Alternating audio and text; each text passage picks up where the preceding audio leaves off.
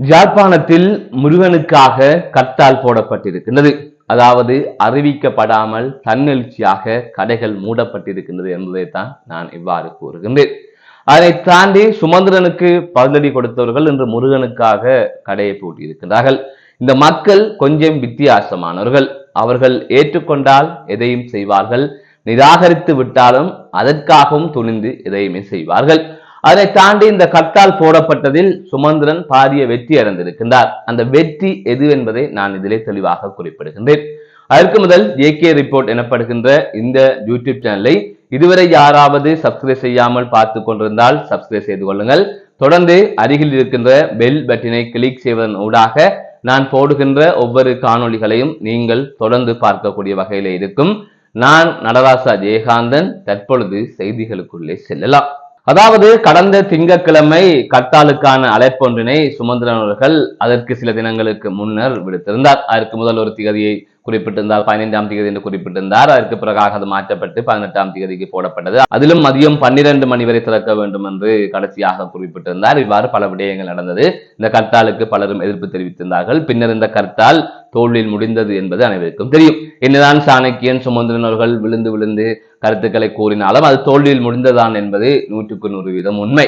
அதனை தாண்டி அவர்கள் அது தொடர்பாக பல்வேறுபட்ட கருத்துக்களை கூறி வருகின்றார்கள். இந்நிலையில் யாழ்ப்பாணம் ஒரு முழுமையான ஒரு செருப்படியை சுமந்திரனுக்கு கொடுத்திருந்தது என்று பலருமே கூறியிருந்தார்கள். அதை தவிர சுமந்திரன் அவர்களே வெளிப்படையாக யாழ்ப்பாணத்தில் எந்த கடைகளும் மூடப்படவில்லை என்பதை ஏற்றுக்கொண்டிருந்தார். அதை தவிர முஸ்லிம் மக்களுக்கு நன்றியை தெரிவித்திருந்தார். யாழ்ப்பாண மக்கள் இவ்வாறு செய்து விட்டார்கள் என்பது போன்றவும் ஒரு கருத்தை அவர் பதிவு செய்திருந்தார். இவ்வாறான சூழ்நிலையில் யாழ்ப்பாணத்தவர்கள் சுமந்திரனை ஏற்றுக்கொள்ளவில்லை. வடக்கு கிழக்கு மக்களும் சுமந்திரனை ஏற்றுக்கொள்ளவில்லை. பல இடங்களில் அதிகமானோர் கடைகளை திறந்திருந்தார்கள். மக்கள் நடமாட்டம் இருந்தது. அந்த கருத்தால் யாருமே ஏற்றுக்கொள்ளவில்லை. முழுக்க முழுக்க தோல்வியில் முடிந்த கருத்தால் அதிலும் சிலர் கடைகளை மூடியிருந்தார்கள் சொன்னால் அது மிரட்டல் காரணமாக மூடியிருந்தார்கள் என்பதை அனைவருமே அறிவீர்கள். எனவே இவ்வாறுதான் இந்த விடயம் நடந்து முடிந்தது. அது அனைவருமே அறிந்தது. இந்நிலையில் இன்றைய தினம் நல்லூரிலே தேர் திருவிழா இடம்பெற்றிருந்தது. இன்று 24வது நாள் தேர் திருவிழா இடம்பெற்றிருந்தது. உலகம் எங்கும் இருந்து பக்தர்கள் வந்திருந்தார்கள். லட்சக்கணக்கான பக்தர்கள் அந்த நிகழ்விலே கலந்து கொண்டிருந்தார்கள்.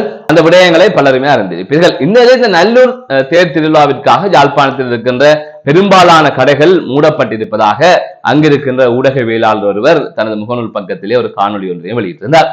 எனவே சுமந்திரன் கேட்டு மூடாதவர்கள், சுமந்திரனுக்கு பதிலடி கொடுத்தவர்கள் இன்று முருகனுக்காக மூடி இருக்கின்றார்கள். அதாவது தாங்கள் நேசிக்கின்ற, தங்களின் அரசனாக நினைக்கின்ற அந்த முருகனுக்காக இன்று கடைகள் மூடப்பட்டிருக்கின்றது. ஆகையால் இதிலேதான் நாங்கள் பார்க்க வேண்டும், தமிழ் மக்கள், யாழ்ப்பாண மக்கள் நாங்கள் நேசிக்கின்றவர்களுக்காக அல்லது சரியானவர்களுக்காக என்ன வேண்டும் என்றாலும் செய்வார்கள். அதற்கு யாருமே சொல்ல தேவையில்லை என்கின்ற விடயத்தை இந்த சம்பவம் உணர்த்தி இருக்கின்றது என்பதுதான் ஒரு சாதாரணமான ஒரு விடயமாக நான் இதிலே கூறுகின்றேன். ஆகவே முருகன் ஒரு அரசன், தமிழனின் முப்பாட்டன், அது அனைவருக்குமே தெரியும். தமிழனுக்கான அடையாளம் முருகன்.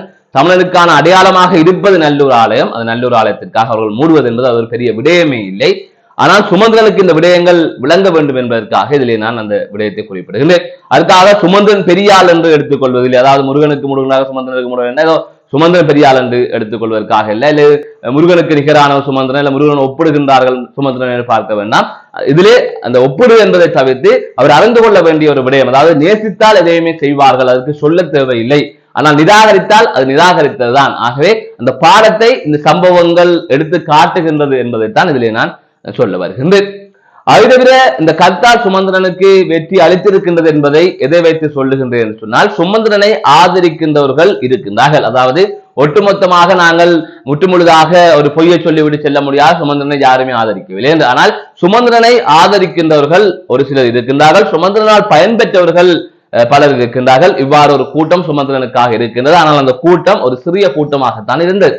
அதாவது சுமந்திரன் உள்ளிட்ட ஒரு சிலர் தான் அந்த கூட்டத்தில் இருந்தார்கள், ஒரு சில மக்களும் இருந்தார்கள்.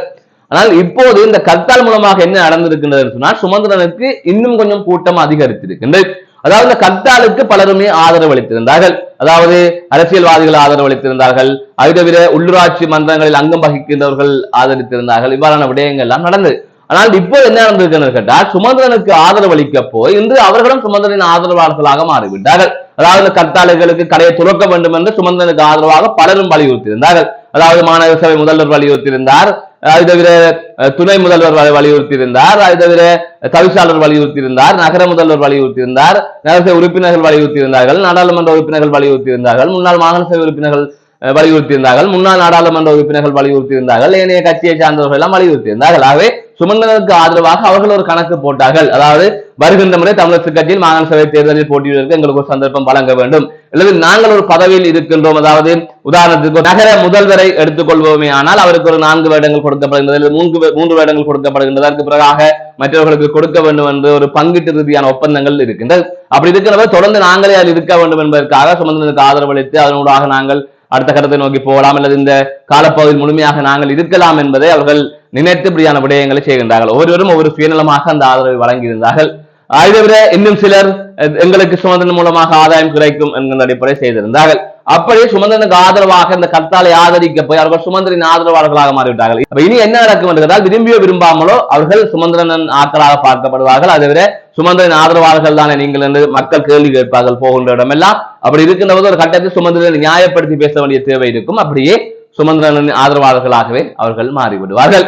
சந்திரமுகியின் அறைக்குள்ளே சென்றார், சந்திரமுகியை பார்த்தார், சந்திரமுகியாகவே மாறிவிட்டார் என்பது போலதான் இந்த விடயம் நடந்திருக்கிறது. அந்த படத்தில் சொல்லுகின்ற அந்த வசனம் என்பது சரியோ தெரியாது, ஆனால் இப்படித்தான் அந்த நிலைமை அங்கு மாறி இருக்கின்றது என்பதை அவதானிக்கக்கூடிய வகையில் இருக்கின்றது. ஆகவே தற்பொழுது அவருக்கு இருந்த அந்த சிறிய கூட்டம் இன்னும் கொஞ்சம் பெருங்கூட்டமாக மாறி இருக்கின்றது. என்று மாவட்டத்துக்கு மாவட்டம், நகர சபைக்குள்ளும் பிரதேச சபைக்குள்ளும் சுமந்திரனுக்கான ஆதரவாளர்கள் இருக்கின்றார்கள் என்பதை இந்த கர்த்தால் மூலமாக அறிந்து கொள்ளக்கூடிய வகையில் இருக்கின்றது என்று ஆதரவு வட்டம் பெருகின்றது. இது சுமந்திரனுக்கு ஒரு ஆதாயம் தான். எனவே சுமந்திரன் இப்படித்தான் ஆட்களை சேர்ப்பார், தனக்கு சாதகமாக ஆக்கி அவர்களை தங்களின் ஆளாக மாற்றி இப்படியான வேலையெல்லாம் செய்வார். ஒரு உதாரணத்துக்கு ஒரு கதையை சொல்லுகின்றேன். CVK சிவஞானம் என்பவர் இந்த கடந்த ஜனாதிபதி தேர்தலுக்கு முன்பாக சுமந்திரன் தொடர்பாக கதைத்த ஆடியோ ஒன்று ஊடகங்களிலே வெளியாகியிருந்தது. அந்த ஆடியோ சுமந்திரன் தொடர்பாகவும் மாவை சேனாதிராஜா தொடர்பாகவும் மிகவும் கேவலமாக பேசினார். சுமந்திரன் தான் அதிகமாக பேசினார். மாவை சேனாதிராஜா அதனை விட்டார், அதாவது சுமந்திரன் செயற்பாட்டை கண்டிக்கவில்லை என்பது போல பேசியிருந்தார். அதற்கு பிறகாக அவரை அழைத்து அதற்கு பிறகாக அவரையே தலைவராக்கி வைத்திருக்கிறார். சுமந்திரன் சொல்லாமல் நடக்காது. ஆனால் என்று அவர் CVK சிவஞானம் தலைவர், சுமந்திரன் பொதுச் செயலாளர் காங்கிரஸ் கட்சியிலே, அவரும் அப்படியே இருக்கிறார். ஆகவே ஒரு மனிதனை பேசிவிட்டு அவனுடனே இணைவது என்பது எவ்வளவு கேவலமான விடயம். அப்படி இணைந்த ஆளுடைய பேர் கெட்டு போகும், அவருடைய இணைகின்றவருடைய பேர் தான் கெட்டு போகும். எதிர்த்தால் இறுதியாகவே இது அது மரியாதையாக இருக்கும். எனவே விமர்சித்த அனைவரையுமே தன்னுடைய ஆட்களாக மாற்றுவதில் சுமந்திரன் ஒரு வல்லவர். அவர் உண்மையிலே ஒரு புத்திசாலி, அதிலே மாற்றுக்கருத்தில் தனிப்பட்ட ரீதியில் சுமந்திரன் புத்திசாலி. இந்த சுமந்திரனின் எண்ணத்திற்கு அந்த மூளைக்குள்ளே அவரும் அடிமையாகின்றார்கள். யார் அடிமையாகின்றார்கள்? சலுகைகளை எதிர்பார்க்கின்றவர்கள், அரசியல் ஆதாயம் தேட முயற்சிப்பவர்கள், பதவிக்கு ஆசைப்படுபவர்கள், எதற்காகவும் இனத்தையும் விற்பேன் எதையும் விற்பேன் என்று நினைக்கின்றவர்கள் இவ்வாறு அடிமையாகின்றார்கள். மீண்டும் ஒரு காணொலி சந்திக்கின்றேன். நான் நடராசா ஜெயகாந்தன்.